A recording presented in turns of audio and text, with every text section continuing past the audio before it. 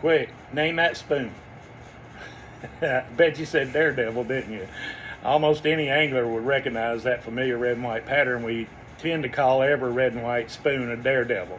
So if you said Daredevil, you were right and wrong. Since we all call them that, I guess you were right, but this is a Gypsy King. It's a Daredevil imitation. Daredevil is the original red and white iconic spoon from Detroit, Michigan, that I wanted to talk about. And welcome to the shop, by the way. In this series, we just talk about stuff in the shop, some of it not worth much, maybe a quarter or so, and tell some stories, and just like we'd be doing if we were, sitting around the shop.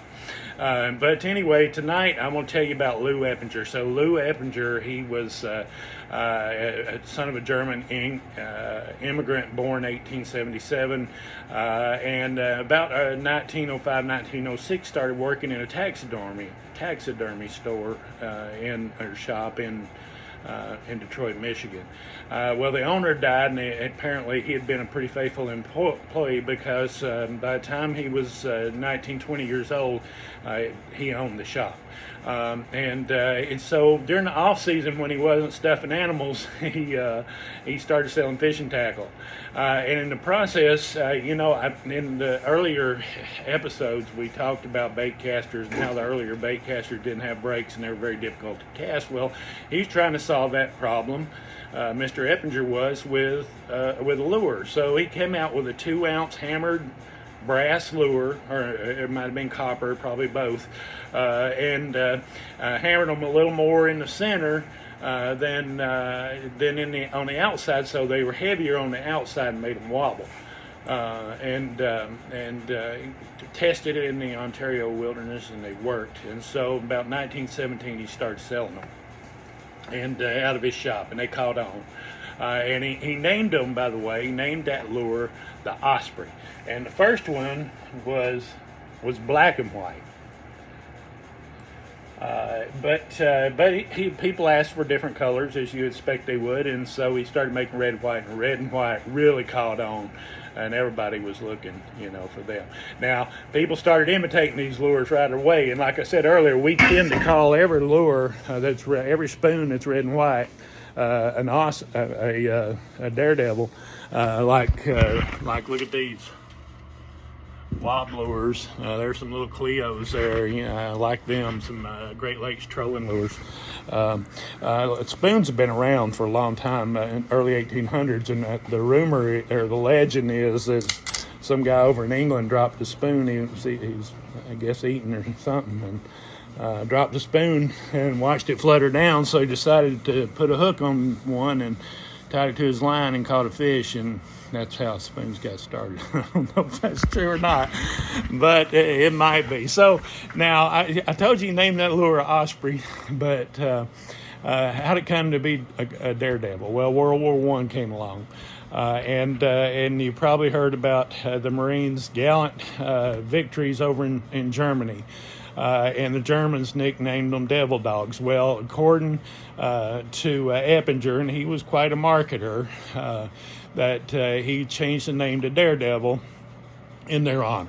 And it also, the term Daredevil been around for a lot longer than that.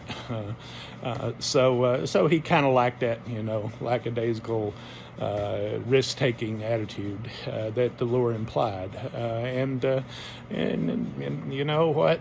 They call it fish, and they have. So, but Daredevil, you might notice that the spelling, if you pay attention, the spelling is different. They spell it D-A-R-E, D-A-R-E, D-E-V-L-E, D-A-R-E-D-E-V-L-E.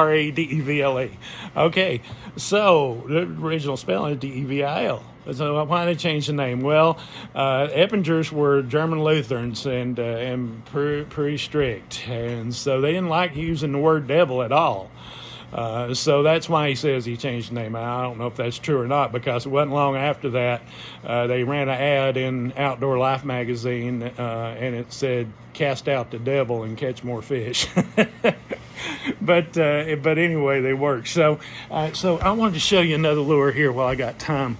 So these Daredevle lures, they're not real valuable. I mean, you can pick them up for $1 a piece at most of the flea markets and stuff. They just made so many of them. But if you can find some that for whatever reason are unique, then they do hold their value. Or so some of the really early ones do too. Of course, you need to have them in good shape and have the box and all that stuff too. But here's one I like. Let me hold it up there so you can see it. So this lure is signed Charlie Laxul. So Charlie Laxul. So I had to do some digging to figure out who he was, but it turns out that one of the Eppinger family members, a distant family member, was fishing up off one of the rivers, I think above the St. Lawrence Seaway, and anyway, they went out of time in the winter when they shouldn't have, and got hit by a wave and turned the boat over right away, and so whatever way the wind was blowing them, I don't know, but it had one of the boat cushions that fell out of the boat had blown in, and this fella found it. And he followed the wind back up, found the boat, and just as they were about to die from hypothermia, they couldn't even talk, he rescued them and got them to shore and built a fire and got them dried out and saved their lives. And so, like I said, one of them was a relative, I think, of this family, the Eppinger family, that invented the Daredevils. And so he asked them if they'd make this lure, which is the Charlie Laxul. So that was Charlie Laxul who saved his life.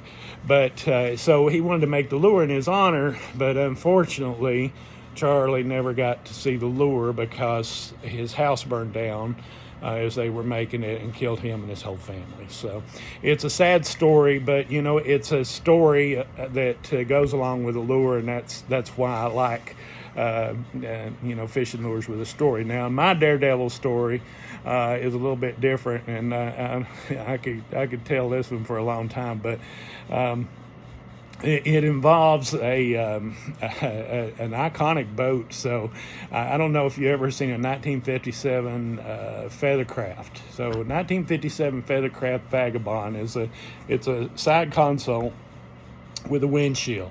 Fast boat. Well, there's a guy using it for fishing when I worked at Fall Creek Dock. I was just a teenager.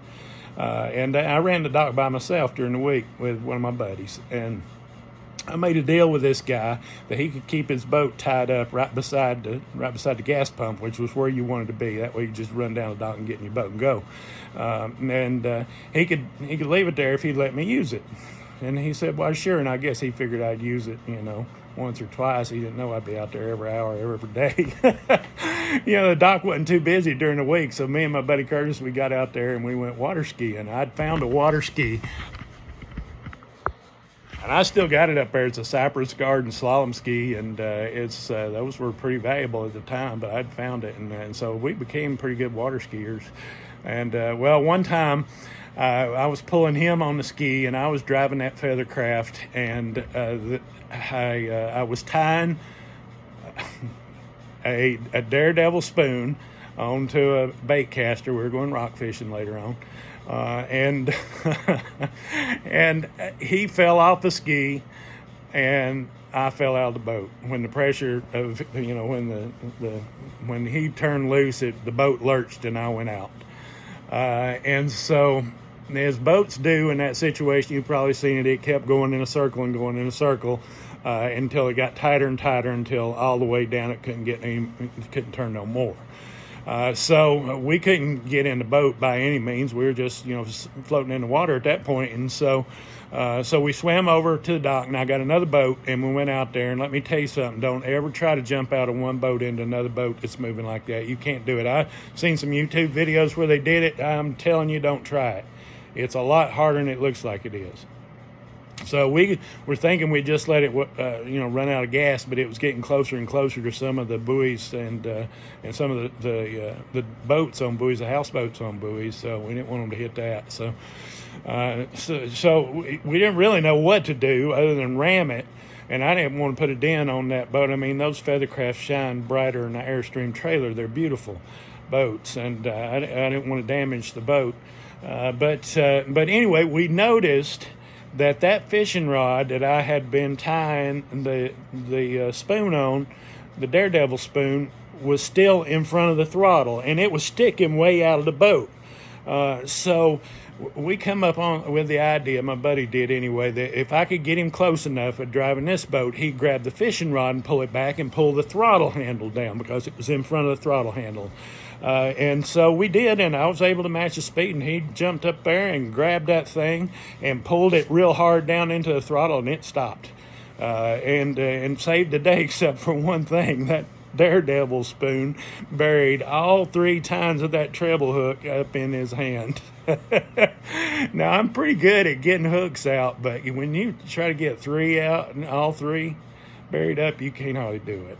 So anyway, he ended up with a trip to the emergency room, but we didn't have any damage other than our egos. But so Daredevil spoons, that's what we're talking about. And I'm bad about getting sidetracked in these talks, but so I'll just leave it with this. Daredevil spoons are still made to this day, and it's still owned by the same family, and they're still up in Michigan, I believe.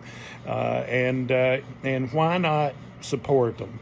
You know, they're still they're as good a lure for fishing now as they were when they came out in 1917. And they're just fish catching lures. So look for the original. Look for the Eppinger Daredevle. Oh, I want to show you one more thing before I quit here. So this is an Eppinger kit. That's an anniversary kit. I don't know if you can see the dates on there, but 1906 to 1996. So 1906, the date that Mr. Eppinger went fishing and tested out his lure. They came out in 1917 when he started marking them. And so that's the story. I hope you'll tune in next time to the shop series, and I appreciate your likes and comments. Ask your questions. I'll try to answer them. And I'll see you next time.